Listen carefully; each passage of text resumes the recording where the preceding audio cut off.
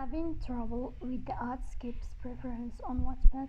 If your add skip settings aren't working properly, rewards aren't being applied, or the feature is unavailable when it should be, in this video I will show you how to fix add skips preference on Wattpad.